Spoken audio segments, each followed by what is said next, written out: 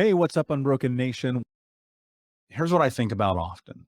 Life changes within the scope and framework of small, microscopic, granular, and incremental shifts. What I mean by that is I'm always thinking about how do you move 1 degree to what's next? How do you shift the pendulum just a little bit to get to where you want to go?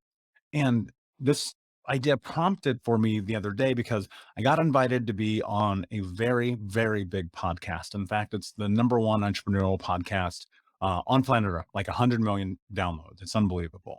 And they were like, you need to make a quick bio, short bio. My bio is huge. It's got to be like 1,000 words long. And they're like, it needs to be 200 characters. It's like, cool. So how do you summarize yourself in a tweet? Right? Basically, is what it was. And I sat down and I wrote, Michael Unbroken is an entrepreneur, award-winning speaker, best-selling author, mentor, coach, and advocate for adult survivors of childhood trauma. And I wrote that and I sent it, and it felt really amazing because I look at my life a decade, 11, 12, 15, 20 years from what I thought my life was going to be or who I could be. And it's very much in alignment today with who it is that I want to be. It's alignment with my values. It's alignment with my wants, my needs, my interests. It's in alignment with everything that I want. And look, I will tell you this. There are often people who reach out to me and they go, wow, that's incredible. You've had this life. I could never do that. You can do anything. You have to understand this. I am not somehow special. I don't know anything that you don't know. I've never learned anything that you can't learn. I'm not around people you can't be around. And I'm not invested in myself like you can't invest in yourself. That's the truth about it, right? But this took a long time. And as I'm sitting and I wrote this and I sent it, I thought to myself, yeah, but I used to be this hurt, lost, abused person who didn't love themselves, who was angry at the world, who was pissed off at their parents and their step parents, was pissed off at their family, who was pissed off at society, who blamed everyone except himself, and who, for lack of a better term, and I wrote this in my book, it was like I was standing in a house that I had set on fire. I was just self-sabotage, right? Destroying everything around me. And in that, and then when I wrote that and I sat down and I had this understanding and these memories just started to flood through me of all these things that I've done leading up to this moment.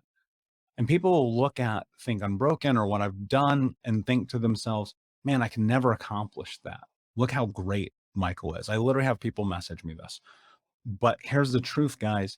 The only reason that I'm able to be here and talk to you today, and you listen to this podcast and you show up to the events and you do all the things that are a part of what my idea and hope of the movement of Think Unbroken is twofold. One, because I did it for myself and am doing it and continually doing it. And two, the more important part is that I'm excessively patient. And that's the thing you have to understand about this. Like, the roadmap to the life that you want to have is precursed, if that's a word. The precursor for the life that you want to have is patience. But it's also doing all the things and celebrating the little wins, the micro victories, and going day in and day out and showing up for yourself again and again and again. And look, here's the thing that's really fascinating about this journey. The one thing that I've discovered probably more true than really anything else. It's the little small baby shifts along the road that get you to where you want to go. And when you're operating in this place where you're taking into consideration your values first in all of the decisions that you make, you start to understand the power that you have to live life on your terms. See, people often get confused. They're like, I don't know how to live. I don't know how to be who I am, but they've never identified their values. They've never sat down and said, this is who I am, and this is what I stand for, and this is who I'm going to try to be to the best of my ability. Now, that's not to say that sometimes you don't get those values interrupted, because it happens, because we're human. We're going to make mistakes. We're going to have falters. We're going to fall down. Like, that's how this works. But in this, the big thing that I want you to think about is that anything is possible. I want you to sit with that for a minute. anything that you want to have in your life is possible. And a lot of times, where you want to go is just one step further from where you're at right now. We all start at the beginning.